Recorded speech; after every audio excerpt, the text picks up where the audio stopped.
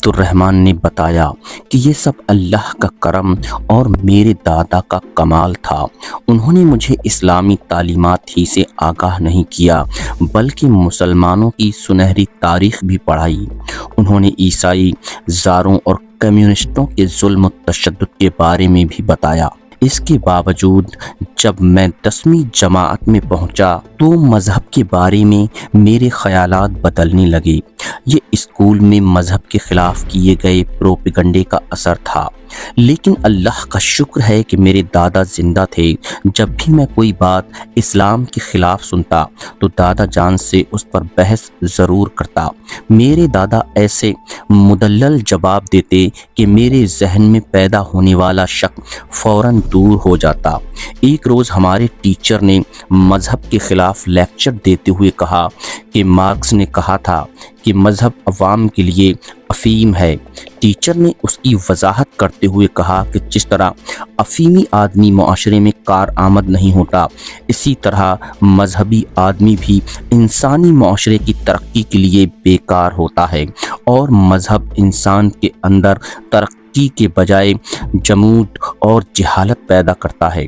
میں نے اسکول سے واپس آ کر دادا جان سے اس پر بات کی تو دادا جان فرمانے لگے، بیٹا، افیم ایک نشہ ہے، اور افیمی گلیوں میں تم نے بے ہوش پڑے دیکھے ہوں گے جنہیں اپنی خبر ہوتی ہے نہ اپنے ارد گرد کی۔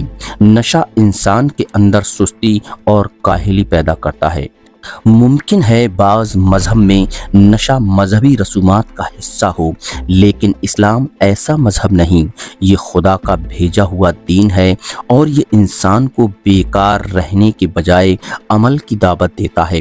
اگر مذہب اسلام افیم ہوتا یا افیم کی طرح ہوتا تو اس کے ماننے والے مدہوش افیمیوں کی طرح بے خبر بھٹک رہے ہوتے، لیکن اسلام تو انسان کے اندر شعور اور قوت عمل پیدا کرتا ہے۔ کیا کبھی ایسا ہوا ہے کہ لڑائی میں ایک افیمی نے 3 ہوش مند انسانوں پر قابو پایا ہو؟ کبھی نہیں، لیکن جنگ بدر میں 313 اصحاب رسول صلی اللہ تعالی علیہ وسلم نے جدید اسلحے سے لیس 1000 کے لشکر کو شکست فاش دی، اور پھر دیکھتے ہی دیکھتے مسلمانوں نے ایشیا، یورپ اور بر اعظم افریقہ کے اکثر علاقوں کو فتح کر لیا۔ کوئی افیم کی رسیہ قوم ایسا نہیں کر سکتی۔ یہ بھی تو کہا جاتا ہے کہ اس زمین پر مذہب کے نام پر جس قدر قتل و غارت گری ہوئی اس کی مثال بھی نہیں ملتی، اور اسلام کے بارے میں بھی یہی کہا جاتا ہے کہ یہ ساری فتوحات قتل و غارت گری کے نتیجے میں حاصل ہوئیں۔ میرے اس سوال کا جواب دیتے ہوئے میرے دادا نے کہا، یہ بالکل پہلے اعتراض کی الٹ ہے۔ پہلے یہ کہا گیا کہ مذہب انسانی معاشرے کے لیے افیم ہے، اور اب یہ کہا جا رہا ہے کہ مذہب جنگی جنون پیدا کرتا ہے۔ تاریخ اٹھا کر دیکھ لیجئے، مسلمانوں نے کبھی لڑائی میں پہل نہیں کی۔ جنگ بدر، احد، احزاب، ہمیشہ کفار حملہ آور ہوئے۔ پھر جب ایران اور شام سے جنگیں ہوئیں تو یہاں بھی ان کی حکومتوں نے اسلام کو ختم کرنے کے لیے پہل کرنے کی کوشش کی اور خود ختم ہو گئیں۔ ہندوستان میں محمد بن قاسم اس وقت آیا جب ہندوستان کا راجہ طاہر اس کے ساتھی انسانیت کو ظلم کی چکی کے 2 پارٹوں میں پیس رہے تھے۔ محمد بن قاسم امن کا فرشتہ بن کر آیا اور ہندو اس کے بت بنا کر پوجنے لگے۔ اسپین کی تاریخ کو دیکھ لیجئے، طارق بن زیاد کو خود وہاں کے مظلوم افغان نے ظالم حکمرانوں کے خلاف مدد کے لیے بلایا۔ باقی مذاہب کے بارے میں کچھ نہیں کہہ سکتا، مگر اسلام دنیا عالم کے لیے امن و سلامتی کا پیغام لے کر آیا، اور جس علاقے میں بھی پہنچا علم و امن کے چراغ روشن کرتا چلا گیا۔ خود روس کی تاریخ پڑھ لیجئے، مسلمانوں کی آمد سے پہلے یہاں درندگی اور جہالت کا دورہ تھا، اور یہاں قتل و غارت گری مذہب کے نام پر نہیں، خود غرضی کی خاطر ہو رہی تھی۔ جب ترکستان میں اسلام آیا تو یہاں امن قائم ہوا، بلکہ یہ علاقہ علم و ادب کا گہوارہ بن گیا، اور علوم و فنون کی لہر نے یہاں کی معاشرتی قدروں کا رخ بدل دیا۔ امام محمد بن اسماعیل بخاری اور امام ترمذی جیسے عالم یہاں پیدا ہوئے۔ سنت و حرفت کو فروغ ملا اور مسلمانوں کے ذریعے اس علاقے میں جدید سائنسی علوم پہنچے۔ بڑے بڑے ماہرین فلکیات، ماہرین طب اور ریاضی دان اسی سرزمین میں پیدا ہوئے۔ مشہور فلسفی ناصر خسرو شہروا، آفاق طبیب بو علی سینا، ریاضی دان محمد خوارزمی اور ماہر ارضیات البیرونی کا تعلق اسی خطے سے تھا جسے روسی ترکستان کہا جاتا ہے۔ حقیقت یہ ہے کہ اسلام ہم لوگوں کو تاریکی اور جہالت سے نکال کر علم کی روشنی میں لے آیا۔ میرے دادا نے مزید بتایا کہ اسلامی فوج نے کبھی کسی عورت، بچے، بوڑھے پر ہاتھ نہیں اٹھایا، باغات اور فصلوں کو نہیں جلایا، مگر مذہب پر اعتراض کرنے والے یہ کمیونسٹ کیا کر رہے ہیں؟ عورتوں، بچوں، بوڑھوں کو قتل اور باغات، فصلوں اور عبادات گاہوں کو آگ لگا رہے ہیں۔ در حقیقت اسلام امن و آشتی کا نام ہے اور لادینی کمیونزم ظلم اور جبر کی تصویر۔ مذہب اسلام کے ماننے والوں میں آخرت کی جواب دہی کا احساس ہوتا ہے اور وہ خلق خدا پر ظلم کرتے ہوئے خدا سے ڈرتے ہیں، جبکہ کمیونسٹ بے خوف وہ خطر ہم پر ظلم کیے جاتے ہیں۔ میں نے کہا، دادا جان، ہمارے استاد صاحب تو کہتے ہیں کہ خدا تعالیٰ کا کوئی وجود ہی نہیں، اگر وجود ہوتا تو کہیں نہ کہیں وہ نظر آتا۔ پھر وہ یہ بھی کہتے ہیں کہ ساری کائنات جس میں انسان اور حیوانات سب شامل ہیں خود بخود ایک اتفاقی حادثے کے نتیجے میں پیدا ہو گئے ہیں اور انہیں کسی خدا نے نہیں بنایا۔ میرے اس سوال کے جواب میں انہوں نے کہا، کمیونسٹ کہتے ہیں کہ ہر وہ چیز نظر آنی چاہیے جس کا وجود ہے، اور خدا انسانی آنکھ کو نظر نہیں آتا، اس لیے اس کا کوئی وجود نہیں۔ میرے بیٹے، مکان میں لگے ہوئے تاروں میں برقی رو بہہ رہی ہے، لیکن انسانی آنکھ اسے دیکھ نہیں سکتی، تو کیا ہم انکار کر دیں گے کہ ان کے اندر برقی روح کا وجود نہیں؟ اس لیے کسی چیز کے موجود ہونے یا نہ ہونے کا یہ ثبوت ہرگز نہیں کہ انسانی آنکھ اسے دیکھ سکتی ہو، مگر دادا جان، بجلی کے تاروں کو ہاتھ لگا کر محسوس تو کیا جا سکتا ہے کہ ان کے اندر برقی روح ہے۔ میرے اس نقطے پر دادا جان نے فرمایا، ربڑ کے دستانے پہن کر ہاتھ لگاؤ تو کیا پھر بھی تم بجلی کی روح محسوس کر سکتے ہو؟ بالکل نہیں۔ اسی طرح خدا کے وجود کا احساس بھی اس وقت ہوگا جب انسان اپنے دل و دماغ پر چڑھا ہوا لا دینیت کا غلاف اتار دے گا اور اللہ پر ایمان لے آئے گا۔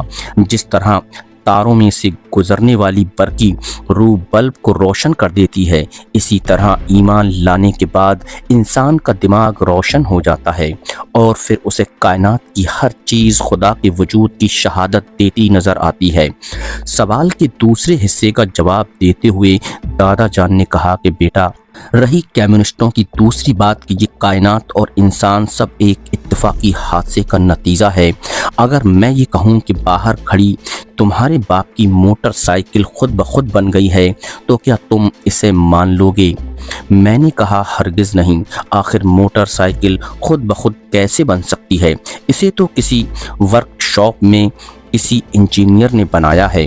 اس پر میرے دادا نے کہا، جب یہ چھوٹی سی موٹر سائیکل جس کا نظام ایک ان پڑھ مستری بھی سمجھ لیتا ہے خود بخود نہیں بن سکتی، تو انسان اور یہ کائنات جو انتہائی پیچیدہ نظام پر مشتمل ہے اور جسے بڑے بڑے سائنسدان بھی نہیں سمجھ پاتے، وہ خود بخود کیسے بن گئی؟ اسے جس ہستی نے بنایا ہے اسے ہم اللہ کہتے ہیں۔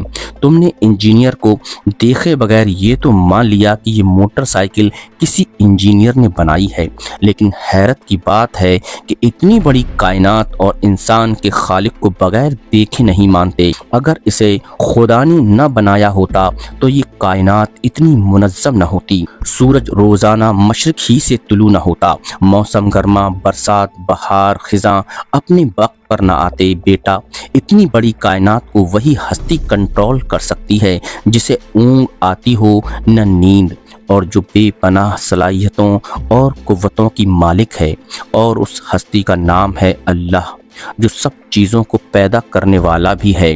دادا جان ہمارے استاد یہ بھی کہتے ہیں کہ مذہبی رسومات سے بہت وقت ضائع ہوتا ہے، مثلاً 5 وقت کی نماز پڑھنے سے۔ اس پر دادا جان کہنے لگے کہ یہ اعتراض برائے اعتراض ہے۔ 5 نمازوں میں بمشکل پون یا 1 گھنٹہ لگتا ہے۔ اگر ہم 24 گھنٹوں میں 1 گھنٹہ خالق کی عبادت میں لگا دیں تو یہ سودا مہنگا نہیں ہے، کیونکہ اس کے بدلے میں ہمیں آخرت میں اللہ تعالیٰ کی بخشش اور جنت حاصل ہوگی۔ پھر بیٹا خود غور کرو، یہ اعتراض کرنے والے دن رات میں کئی گھنٹے شراب خانوں اور سنیما گھروں میں گزار دیتی ہیں، لیکن وہ وقت انہیں ضائع ہوتا نظر نہیں آتا۔ بیٹا حقیقت یہ ہے کہ کمیونسٹ خدا کو نہیں مانتے، اس لیے ہر وہ بات جس میں خدا کا ذکر آئے انہیں اچھی نہیں لگتی۔ اسی طرح میرے دادا جان نے مجھے اسلام کے بارے میں ہر بات سمجھائی۔ میری امی سے ایک دفعہ ان کا جھگڑا بھی ہو گیا۔ امی کو اعتراض تھا کہ دادا جان مذہبی تعلیمات کی وجہ سے ان کے بیٹے کو کسی مصیبت میں پھنسا دیں گے، لیکن انہیں یہ معلوم نہیں تھا کہ دادا جان نے مجھے سختی سے منع کیا تھا کہ بیٹا ان باتوں کے سلسلے میں باہر کسی سے بات نہ کرنا، کیونکہ روس کے ظالمانہ نظام میں نہیں چاہتا کہ تم کسی مصیبت میں پھنسو۔ جب میں نے اعتراض کیا کہ اگر اسلام سچ ہے تو پھر ہمیں اپنی جان کی پرواہ نہیں کرنی چاہیے اور کھل کر کمیونسٹوں کے سامنے اسلام کی دعوت رکھنی چاہیے، تو دادا جان نے کہا کہ بیٹا عظمت اپنی جگہ اور حکمت اپنی جگہ، ہمارے لیے بہترین راستہ نبی کریم صلی اللہ تعالیٰ علیہ وسلم کا بتایا ہوا راستہ ہے۔ نبی کریم صلی اللہ تعالیٰ علیہ وسلم نے کئی سال تک مکہ میں خفیہ تبلیغ کی۔ پھر اصحاب کہف کا واقعہ بھی ہمارے سامنے ہے کہ انہیں بھی ایک ظالم حکومت کا سامنا تھا اور وہ اپنے دین کی خاطر غار میں چھپ گئے تھے۔ اس لیے بھی وہ وقت نہیں آیا کہ ہم ظالم روسی حکومت کا مقابلہ کر سکیں، لیکن ہمیں اپنے دین کو زندہ رکھنا ہے اور جان بوجھ کر اپنے آپ کو ہلاکت میں نہیں ڈالنا۔ اس وقت تک کے لیے جب تک روس میں دوبارہ جہاد کا آغاز کرنے کے لیے مسلمانوں کے پاس قوت نہ آ جائے۔ عبد الرحمن نے بتایا کہ اس نے اپنے دادا جان کے مشورے سے کمیونسٹ نوجوان کی تنظیم کمسومول میں شمولیت اختیار کر لی۔ اس کے دادا نے کہا تھا کہ بیٹا روس میں زندہ رہنے کے لیے تمہیں ظاہری طور پر کمیونسٹ بننا ہی پڑے گا، اور کمسومول میں شمولیت کے بعد تم چاہو تو اپنے مسلمان بھائیوں کی بہتر طور پر مدد کر سکو گے۔ علی کے پوچھنے پر عبد الرحمن نے بتایا کہ کمسومول روس کے اندر نوجوان کمیونسٹوں کی تنظیم ہے جس میں زیادہ تر طلباء شامل ہوتے ہیں۔ کمسومول میں شمولیت کے بعد ملازمت کا حصول آسان ہو جاتا ہے اور اس تنظیم کے ارکان کو زیادہ شک و شبہ کی نظر سے بھی نہیں دیکھا جاتا۔ عبد الرحمن نے اپنی کہانی کو آگے بڑھاتے ہوئے بتایا، یہ 1984 عیسوی کی بات ہے جب میں ایک ٹیکنیکل انسٹیٹیوٹ کورس مکمل کرنے کے بعد فارغ ہوا ہی تھا کہ مجھے فوجی خدمات انجام دینے کے لیے بلایا گیا۔ 1 سال کی فوجی تربیت کے بعد مجھے بتایا گیا کہ تمہیں افغانستان بھیجا جا رہا ہے۔ وہاں پاکستان، چین اور امریکہ کے فوجی افغان عوام کا خون بہا رہے ہیں اور تم افغانستان کے مظلوم عوام کی مدد کرنے جا رہے ہو۔ ہمیں ویڈیو فلمیں بھی دکھائی گئیں جن میں غیر ملکی افراد کو افغان عوام پر ظلم کرتے دکھایا گیا تھا۔ تو دوستو، یہ تھا ہمارا آج کا ایپیسوڈ۔ امید کرتے ہیں کہ یہ کہانی آپ کو پسند آ رہی ہوگی۔ جانے سے پہلے اس ویڈیو کو لائک کر دیجئے اور شیئر کرنا مت بھولیے۔ کمنٹ کر کے بتائیے کہ یہ ویڈیو آپ کو کیسی لگی، اور اگر ابھی تک آپ نے ہمارے چینل کو سبسکرائب نہیں کیا ہے تو فوراً سبسکرائب کر لیجئے اور بیل آئیکن پر کلک کر کے آل نوٹیفیکیشنز آن کر لیجئے۔